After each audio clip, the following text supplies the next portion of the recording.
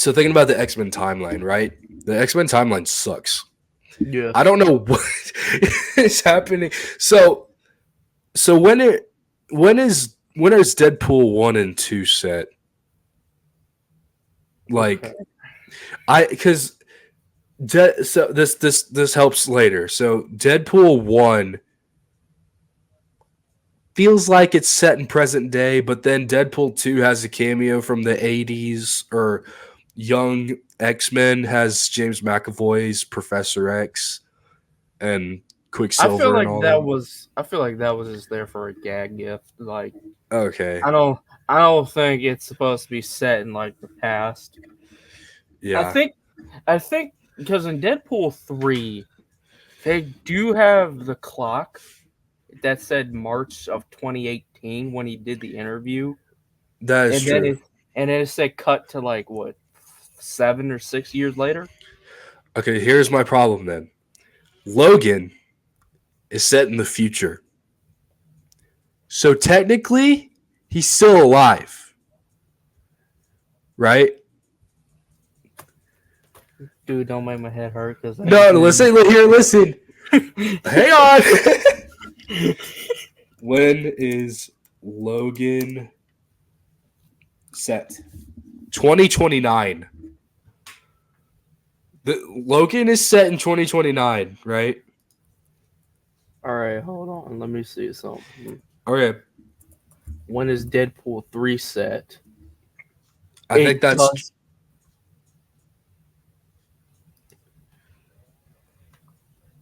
It doesn't say. What? Wait. Deadpool and Wolverine. No, that should be 2024. I think it is. Because it did say 6 years later from 2018. In the year 2024. Yeah. So technically, Logan's still alive at this point. What? So their anchor being is still here. Alive. Yeah.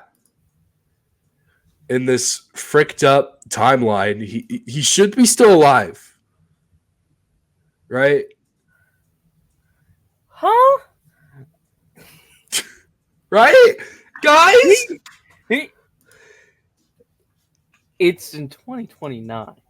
Yeah. And Deadpool and Wolverine takes place in 2024. No. Yes, it's true. What is happening? I feel like Hawkeye when he's like, "Don't give me hope."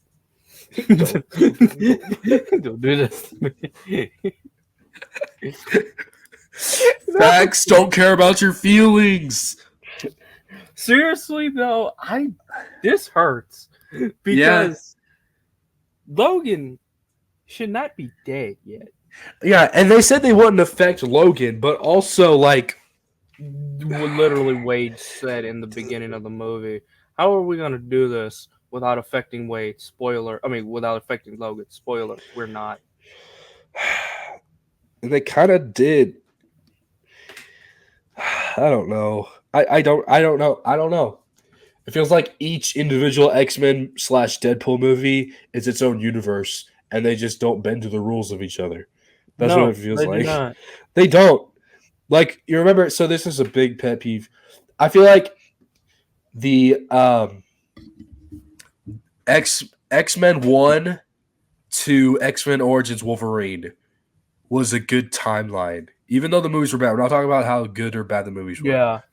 The timeline stuff, like, just keep that. That's fine. That's good. They have their own timeline. They have their own events that happen. Good. But then X-Men First Class ruins it. I love X-Men First Class. It's one of the best X-Men movies ever. One of my biggest pet peeves about the entire X-Men universe that I will never live down, ever. I will, like, stand on this hill till I die. If the prequel movies are in the same canon as the 2000s films, how come none of these actors are showing signs of age? Like, you just have to imagine it. X-Men First Class, doesn't that take place in the 60s? It does. And then they skip decades. Literal decades. 60s. Okay. Days of Future Past, set in the 70s. I can let the 70s slide. I think. Okay, we'll let Days of Future Past slide because that's technically two times, Yeah, sort of. sort Then of. you have X-Men Apocalypse, that's set in the 80s. Then you have Dark Phoenix, that's set in the 90s. And they look fantastic. I don't like Literally. that is true. Then you have X-Men Origins. Where is that set in? I don't know. They say it's a soft reboot. I'm thinking it's like a complete reboot. Like, that's not a soft reboot. What are you doing? The thing I was going to say about X-Men First Class, though, if you remember X-Men The Last Stand, at the beginning, Charles is bald and is walking. Yeah. And then X-Men First Class, he loses the ability to walk. He's paralyzed and has hair. Yeah.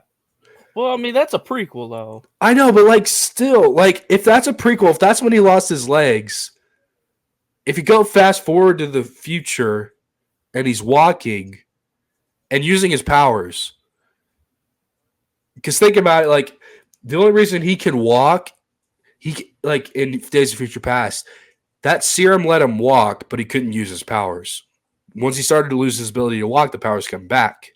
So if you look at X-Men Last Stand, when he's walking, there's a moment where he reads Jean's mind.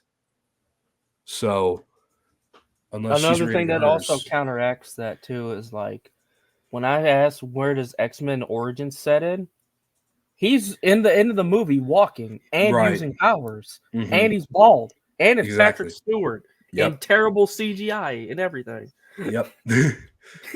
De-aging crap. No, yeah. Go ahead. See, here's where I feel like it is. Somewhere along the line, there is X-Men Origins in between Dark Phoenix and X-Men 2000. Right. There has to be. Yeah. Because, like, in X-Men 2000, Wolverine has the adamantium already there. Right. In the bottle. He has it there. And in this movie, we see him go through Weapon X. What I also don't understand. Oh, like when he's in X-Men Apocalypse, when he's like coming out of the literally comic accurate Weapon X design. Yep. How does that happen? It happens twice. Let's just call it a full reboot. Like I don't like it. If you just look at, go ahead. Yep. Sorry. I feel like Origins is its own thing because if you have the prequel timeline, right? Then you have the X-Men trilogy timeline, which I feel like caps off at Logan. It had to. Yeah. So,